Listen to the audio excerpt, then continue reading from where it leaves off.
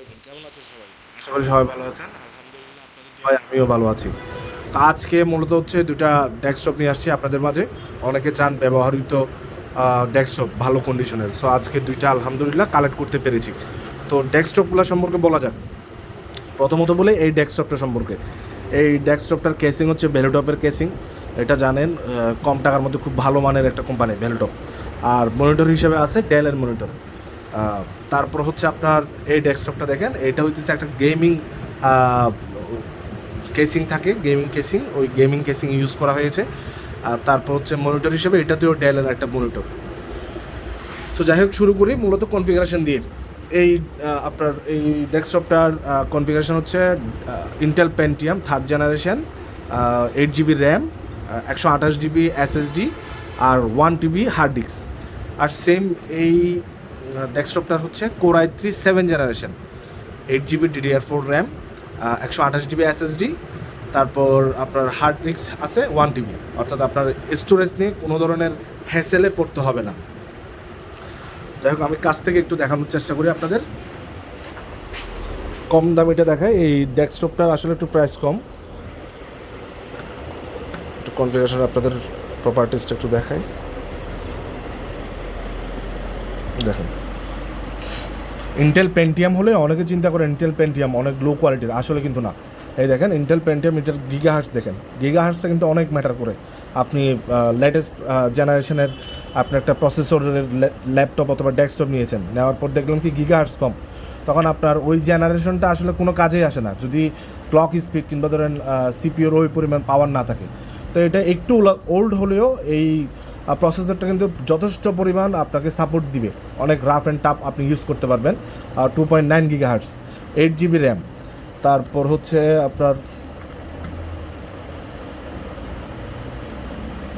দেখাই,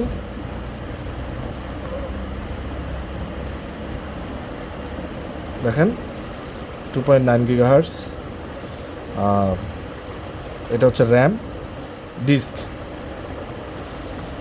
এটা হচ্ছে অ্যাডাটার এসএসডি, নর্মাল কোনো এসএসডি নয়, অ্যাডাটার এসএসডি।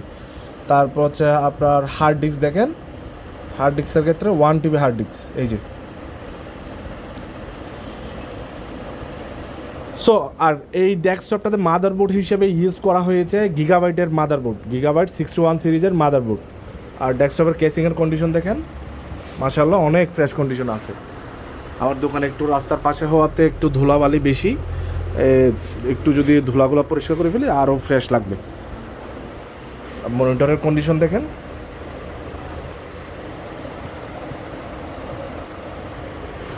বলে ইউজড আসলে তেমন একটা বোঝা যাচ্ছে না। যারা ইউজ করছেন তারা কিন্তু খুব যত্ন সহকারে ইউজ করছেন। এরপর আসি এই ডেস্কটপটার ক্ষেত্রে। এই ডেস্কটপটাতে কেসিং হিসেবে ইউজ করা হয়েছে একটা গেমিং কেসিং।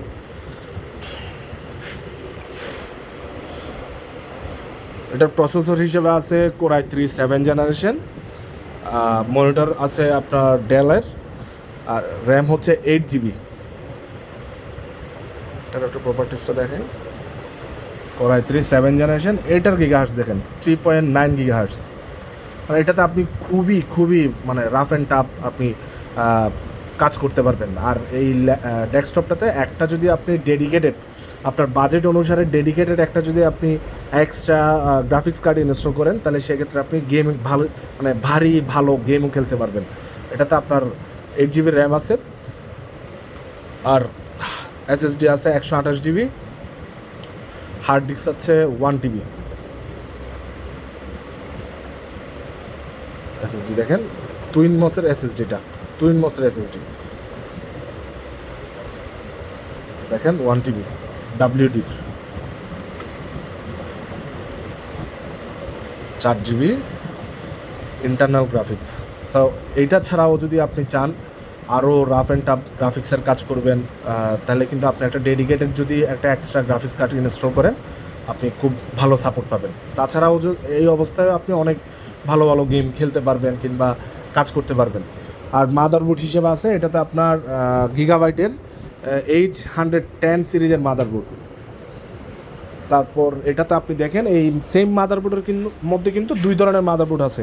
অর্থাৎ একটা হচ্ছে আপনার শুধুমাত্র VGA পোর্ট দিয়ে থাকে, HDMI পোর্ট থাকে না। এটাতে হচ্ছে এইচডিএমআই পোর্ট আছে। সো এটা যেটাতে এইচডিএমআই পোর্ট থাকে ওইটার একটু প্রাইস সেম মাদারবোর্ডের মধ্যে H110 মধ্যে কিন্তু যেটাতে এইচডিএমআই পোর্ট থাকে ওইটার একটু প্রাইস বেশি থাকে। যাই হোক, এবার পিছনের কন্ডিশন দেখেন, মনিটরগুলোর পিছনের কন্ডিশন দেখেন, অলমোস্ট নিউ। এগুলোকে আসলে সেকেন্ড হ্যান্ড তেমন একটা বলা যাবে না, খুবই যত্ন সহকারে অফিসিয়াল ইউজড। এই মনিটরটা দেখেন,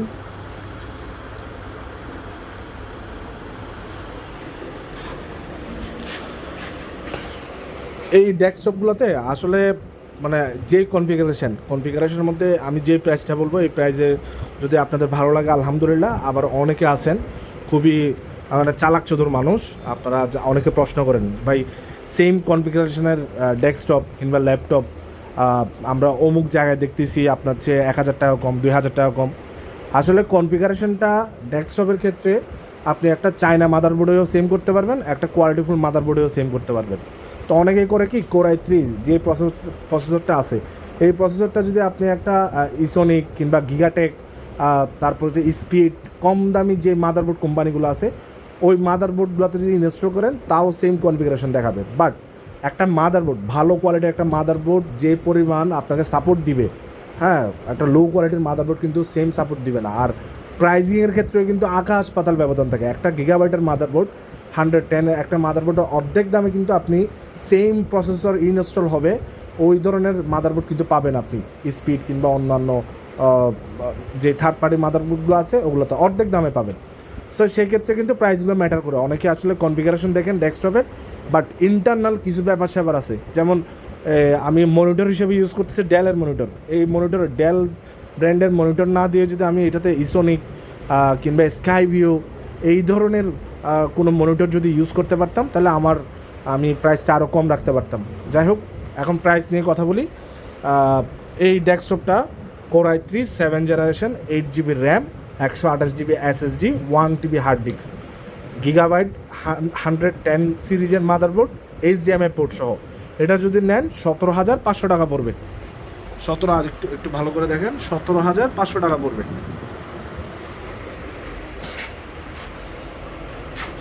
আপনি চাইলে এটাতে গ্রাফিক্স কার্ডও ইনস্টল করতে পারবেন। আর এটার পাওয়ার সাপ্লাই হিসেবে আছে আপনার বড় ফ্যান, যেগুলা 18 ক্লাস সিরিজের পাওয়ার সাপ্লাই।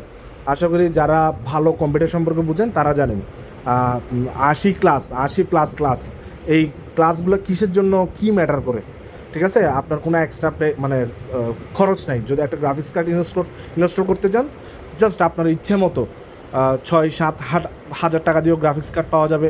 আবার যদি আপনি খুব ভালো পারফরমেন্স চান তাহলে 40-50 হাজার টাকা দামেরও গ্রাফিক্স কার্ড আছে। আপনি আপনার ইচ্ছা মতো একটা গ্রাফিক্স কার্ড যদি ইনস্টল করেন তাহলে আপনি খুবই গ্রাফিক্সের কাজও করে মজা পাবেন, হাই কোয়ালিটির গেমগুলো খেলেও মজা পাবেন। এটার প্রাইস পড়বে 17,500 টাকা। এরপর আসি এই ডেস্কটপটার দিকে। এটা হইতেছে আপনার Intel Pentium 3rd generation, 2.9 GHz, 8GB RAM, 128GB SSD, 1TB hard disk. Storage নিয়ে কোনো ধরনের ঝামেলা নাই।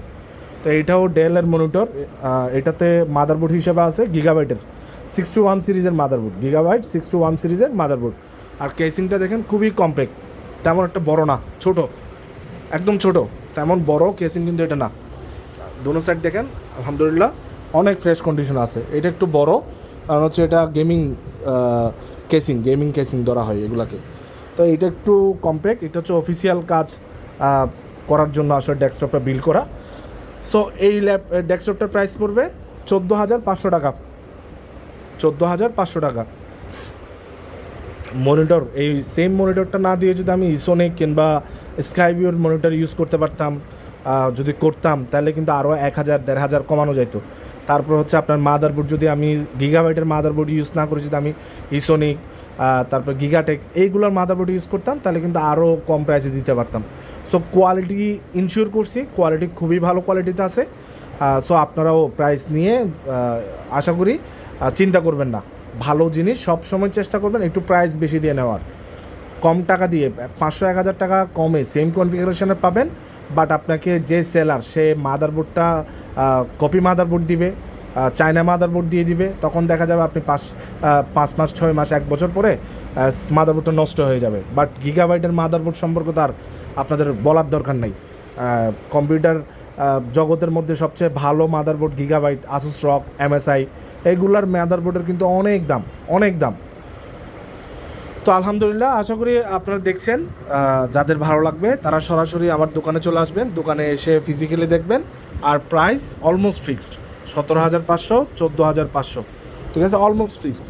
আমি দামাদামি করতে খুবই কম পছন্দ করি। আমি চেষ্টা করি যে কি এক দামে প্রোডাক্ট সেল করতে, আর কোয়ালিটি সবসময় ভালো কোয়ালিটির প্রোডাক্টই আমি ডিসপ্লেতে আনি। আলহামদুলিল্লাহ, আসবেন সবাই।